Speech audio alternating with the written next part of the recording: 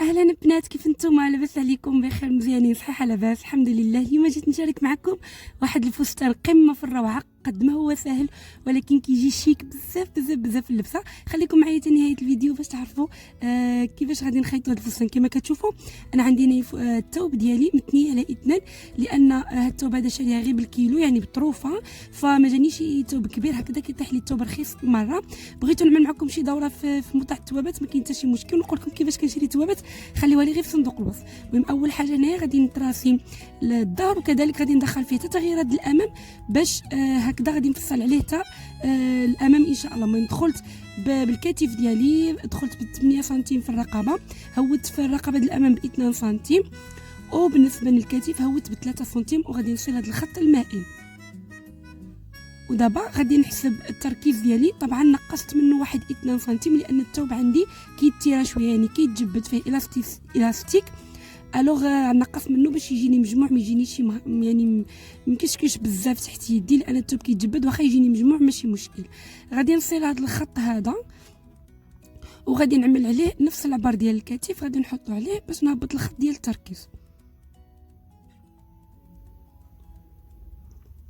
وهنا غادي نقسم هذه المسافه على 2 كما شفتوا من قبل. انا غادي نخلي لكم دروس يعني اللي للمبتدئين ان شاء الله، غادي نخليها لكم في صندوق الوصف ان شاء الله، دروس اللي تقلبوا عليهم كاملين غادي تجبروهم.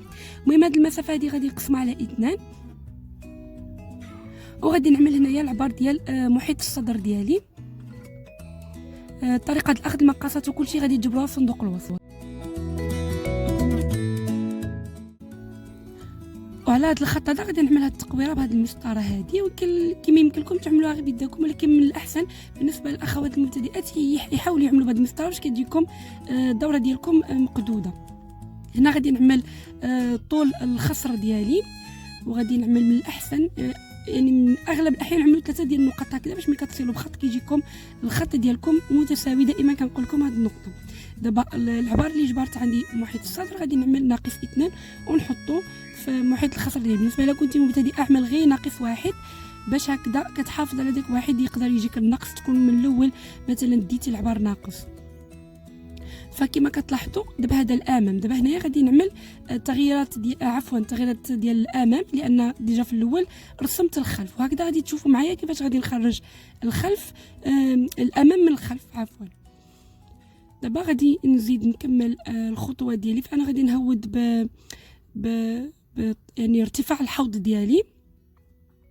بعدا هنايا غادي نماركي الطول اللي انا حبيت في الثوب كامل، يعني في الفستان، وغادي نهود بالطول ديال ارتفاع الاوراق او ارتفاع الحوض اللي انا جبرت عندي 19، وغادي نصير بخط ونعمل على هذا الخط هذا المحيط الخصر ديال عفوا محيط الاوراق او محيط الارداف ديالي، اللي طبعا مقسوم على 4 زائد الخياطات.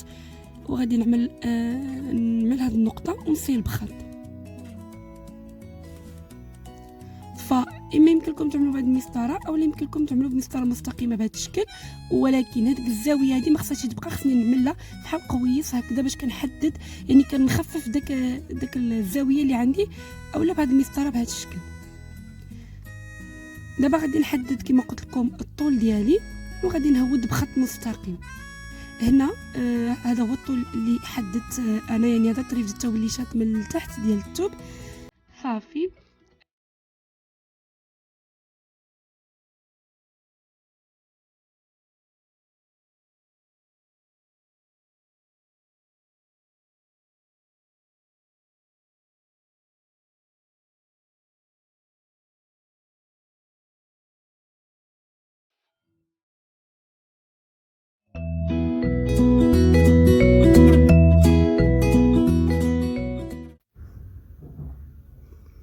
هنا البنات غادي نعمل واحد الخطوه بالنسبه لمحيط الخصر. هنا غادي نطلع بواحد 3 سنتيم او 4 سنتيم، وغادي نشرك هذه النقطه مع النقطه ديال المحيط الاوراق ديالي هكذا باش كنخفف داك القوس اللي كيجيني يعني هنا ما كيجيش داك القوس هكذا، وكيجي تما بحال بحال حفيره كتخرج، فما كتكونش الشكل ديالها مزيون.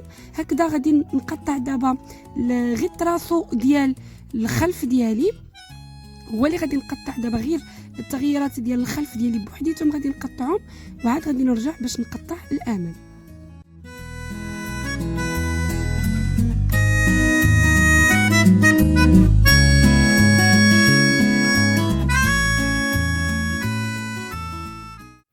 هكذا البنات هذا هو الخلف ديالي، عليه غادي نخرج الخلف وعاد غادي نرجع باش نقطع الامام من هذا الثوب هذا اللي ديجا هو عندي متراصل. كنتمنى انه يكون واضح. دابا انا تنيت الثوب ديالي هكذا على اثنان، يعني ثوب اخر، وحطيت عليه داك الخلف اللي انا فصلت، غادي نطراسي عليه وغادي نقطعو، عاد غادي نرجع نقطع داك الزيادات ولا داك التغييرات اللي عندي في الامام.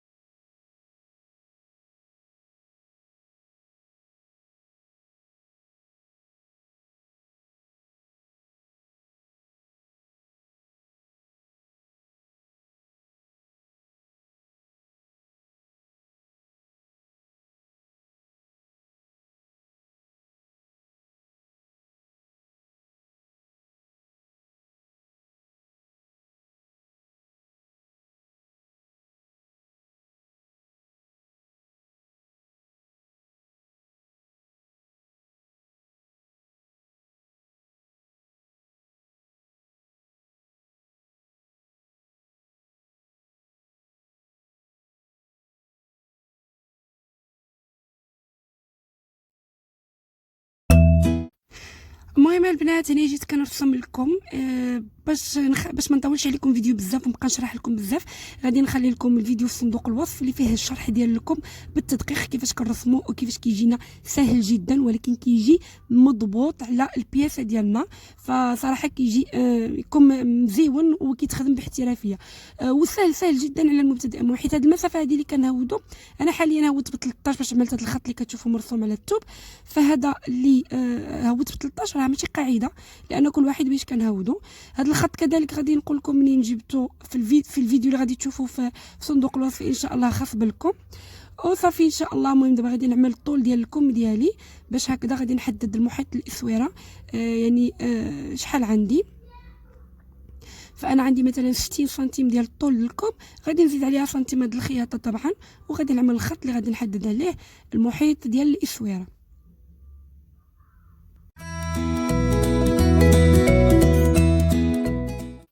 طبعا البنات محيط الاسوره يمكن لكم تاخذوه من هنا الا كان الثوب كيلاستيك بزاف وبغيتو يجيكم لكم مجموع، كما يمكن لكم تاخذوه من هذه الجهه الا كان الثوب ما كيتجبدش بزاف، كيبقى على حسب الرغبه ديالكم وعلى حسب شحال بغيتو تعملوا في محيط الاسوره ديالكم، يعني اسفل لكم.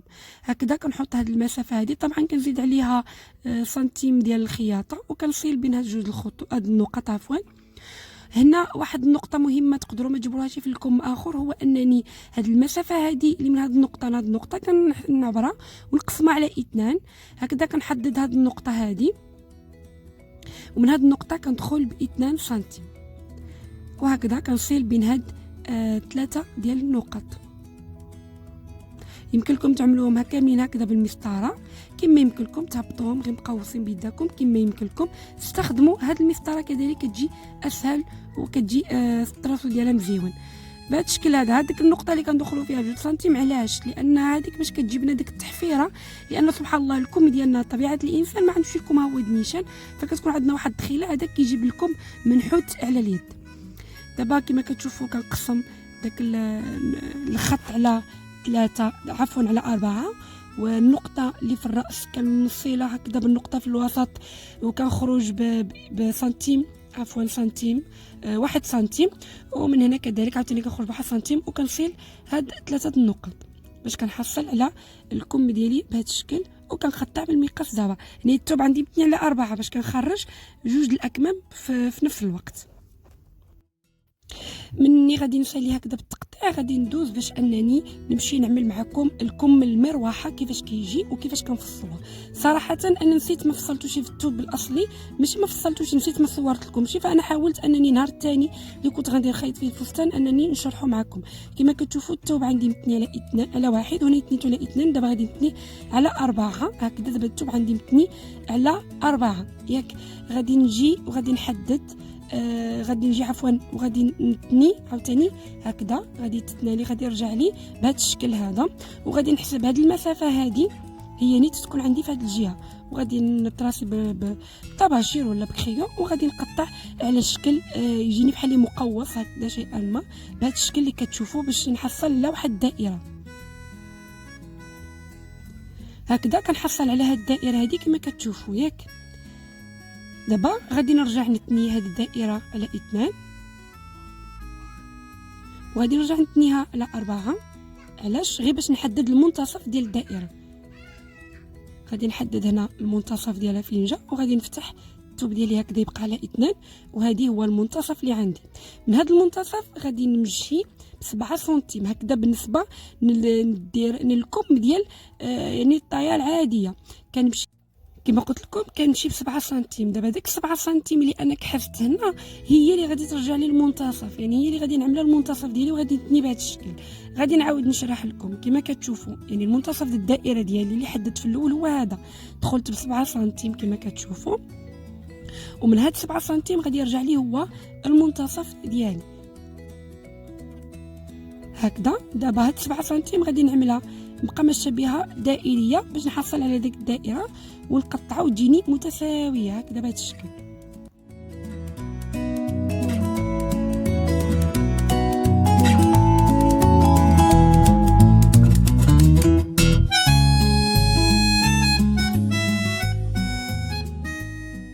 هكذا كنقطع داك الدائره كما كتشوفوا بهذا الشكل هذا، كنقطع كنحيدها.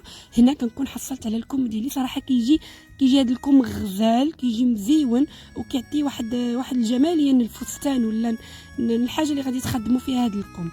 فكنتمنى انه يكون واضح. الا شفتوني زربت عليكم فقولوها لي في الكومونتير، وغادي نعاود نحط لكم هذا الفيديو بالتدقيق، يعني الفيديو ديال كيفاش نرسموا هذا الكم بالتدقيق وبشويه بشويه. وغادي نحاول كل مره نحط لكم طريقه من انواع يعني نوع من انواع الكم هكذا باش يكون عندكم فكره عامه على الاكمام، باش هكذا فينا نحط لكم شي موديل يكون فيه شي كم مختلف تعرفوا الطريقه اللي غادي نخدموا بها. فانا قطعته كما كتشوفوا، قطعت ديك الجهه اللي رقيقه هكذا باش غادي نخيطها مع الاكمام ديالي، لان هذه عملتها تجيني هيك يعني زياده بحال اللي غادي نزين بها الفستان ديالي وصافي. فهو كيجي بهذا الشكل هذا.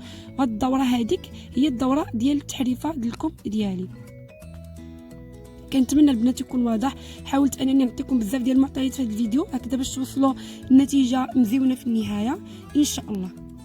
بقات لي واحد الحاجه مهمه، هو انني كيفاش غادي نفصل التبطين ديال الرقبات بجوج، ديال الرقبه ديال الخلف والامام. هذا الفيديو البنات راه عامر بمعلومات، خصكم غير تفرجوه من البدايه حتى النهايه ان شاء الله. كما كتشوفوا تنيت الظهر ديالي على اثنان، وغادي نطراسي هكذا. غادي نهود بالنصف الكتف ديالي، مثلا بنصف الكتف، او تهودوا غير ب5 سنتيم، ونفس المسافه غادي تهودوها حتى من هاد الجهه اللي مشدوده، وغادي نصيل بخط بهذا الشكل هذا. يعني طريقه سهله جدا هكذا كنحصل على التبطين ديال الرقبه ديال الخلف، ونفس الطريقه غادي نعملها مع التبطين ديال الرقبه ديال الامام.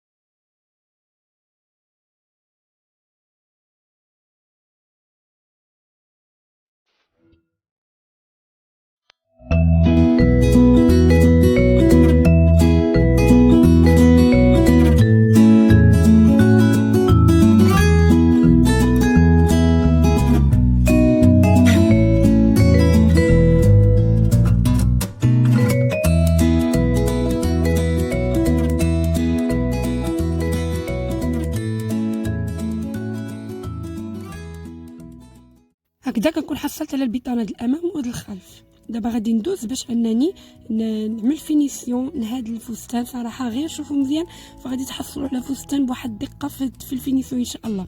كما كتشوفوا الوجه ديال البطانه على الوجه ديال الفستان ديالي بهذا الشكل هكذا، وغادي نشبر بالفنات ونخيطو بالماكينه.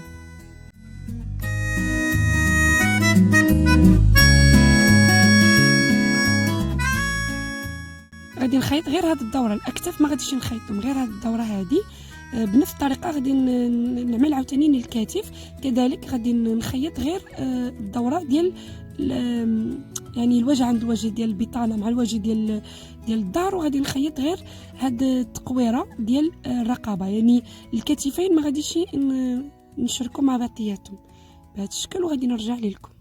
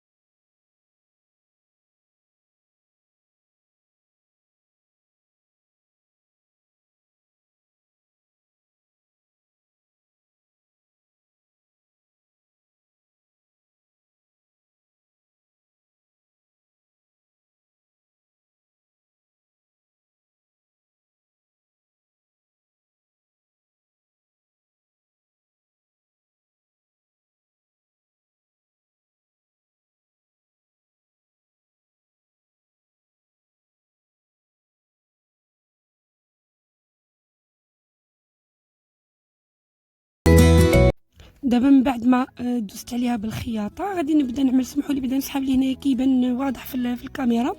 هنا شنو كنعمل؟ فانا كنعمل واحد يعني بحال اللي كنعمل واحد الكخان على داك الدوره كامله هكذا باش كنحصل على رقبه. التحريف هاد الرقبه دايره بواحد الاريحيه وكتجي مزيونه بهذا الشكل هذا. غادي نقلب هاد الثوب ديالي، يعني هاد البطانه غادي نفرقها هكذا على الامام، وغادي ندوز عليها بالمصلوح باش تعطيني واحد السهوله في انني نعمل لها واحد الخياطه اللي كتخلي لي داك البطانه ديالي مثبته للداخل. غادي نمرر الخياطه، واحد الخياطه بمليمترات، يعني لا الحافه على الحاشيه. ديك الخياطه غادي تكون على البطانه، يعني على البطانه ديال الخلف، يعني على الحاشيه بهذا الشكل اللي كتشوفوا، يعني لا البطانه ديال اللي كتبقى لي هكذا، يعني لا الحاشيه غادي ندوز بداك الخياطه على الحاشيه.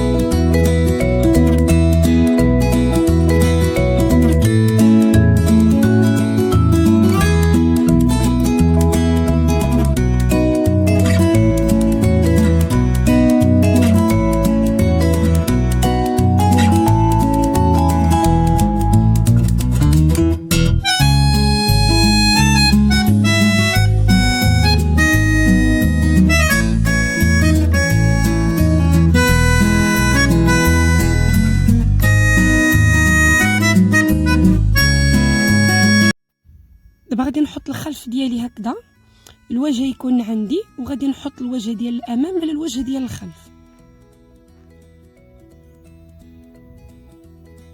يعني الوجه عند الوجه بهذا الشكل هذا.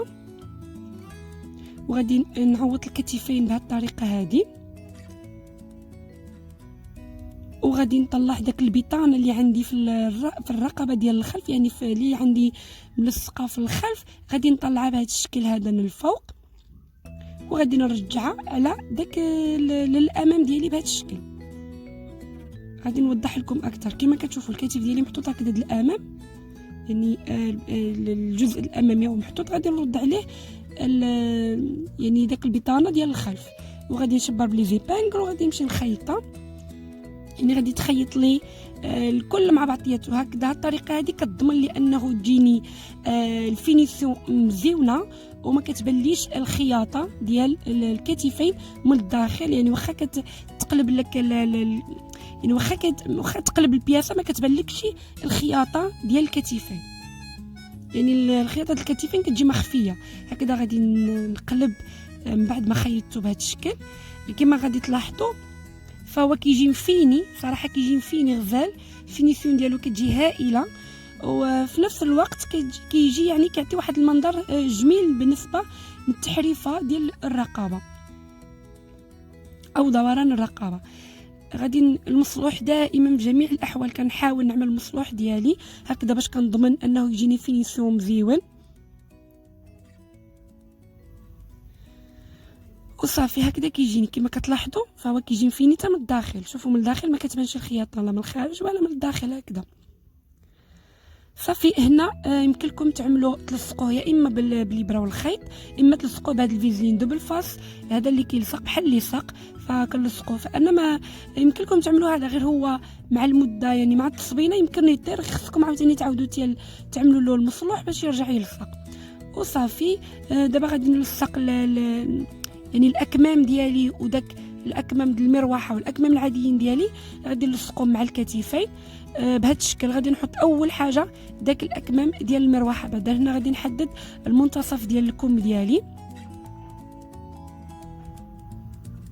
وغادي نحدد المنتصف ديال هذاك المروحه ولا اكمام المروحه اللي فصلت. غادي نحط الوجه عند الوجه ديال الكم المروحه اللي فصلت عند الوجه ديال الكم المروحه بهذا الشكل. وغادي نحط الكم حتى هو من الفوق.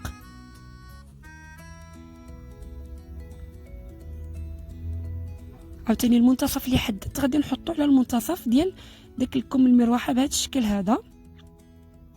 وغادي نشبر بليزيبانغل الكم كامل، وغادي نمشي ندوز عليه بالخياطه. غادي نشبرهم بثلاثه، يعني يعني البياسه ديالي الفستان ديالي والاكمام، اكمام بجوج. هنا بحال اللي عاملين جوج الاكمام، الكم المروحه والكم العادي.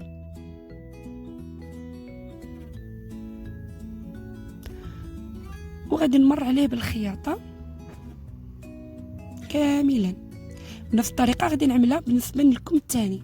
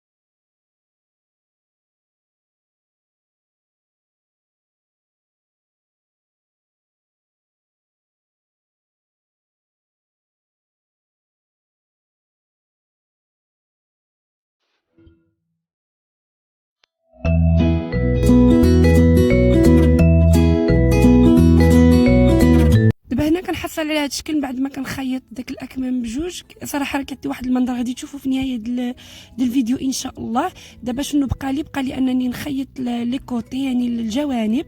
غادي نخيط الجوانب بهذا الشكل هذا، يعني غادي نقلب الفستان ديالي على ظهره وغادي نخيط بهذا الشكل، يعني نهبط واحد الخياطه الجوانب بجوج. وغادي نعمل التنيه ديال يعني داك التنيه ديال الجلايل، وكذلك غادي نتني الاكمام ديالي.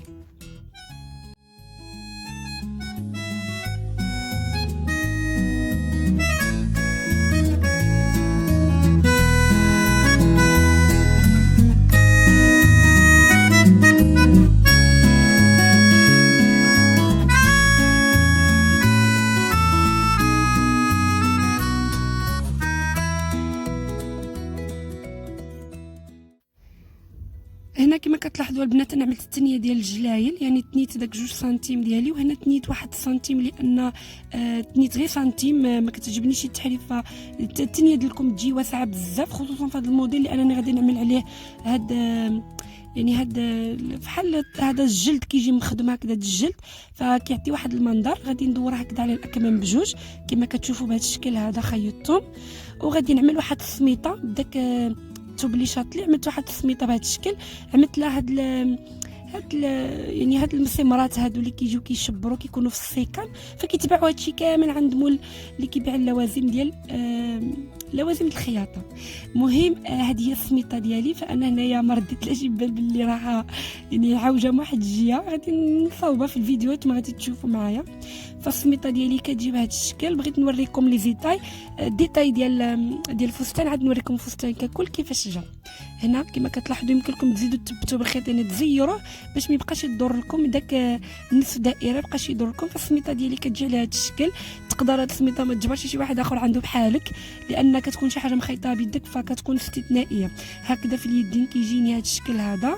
هادو هما الاكمام المروحه اللي عملت فوق الكم ديالي يجيو بهذا الشكل. كنتمنى ان الفستان اليوم يكون نال الاعجاب ديالكم، يكون يعني راق التطلعات ديالكم ولا داكشي اللي نتوما كنتو متصورينه. كنتمنى انه يعجبكم. وهنا كما كتلاحظوا انا عملت هاد لي زاكسيسوار هذا بيدو. يمكن لي نشاركوا معكم الى عجبكم كيفاش عملت له هذا الاكسسوار اللي عندي في العنق ديالي. وصافي دابا غادي نشارك معكم الفيديو الفستان ككل.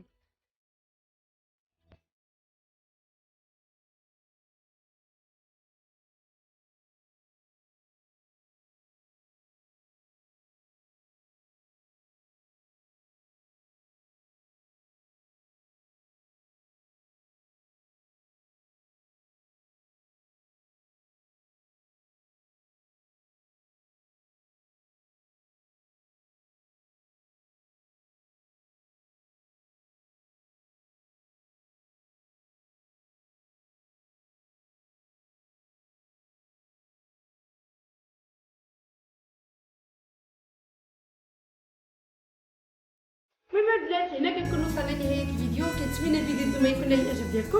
طبعا الا عجبكم المحتوى ديال الفيديو او محتوى القناه ككل فما تنساوش انكم تضغطوا على زر الاشتراك وكذلك تفعلوا الجرس باش يوصلكم كل جديد.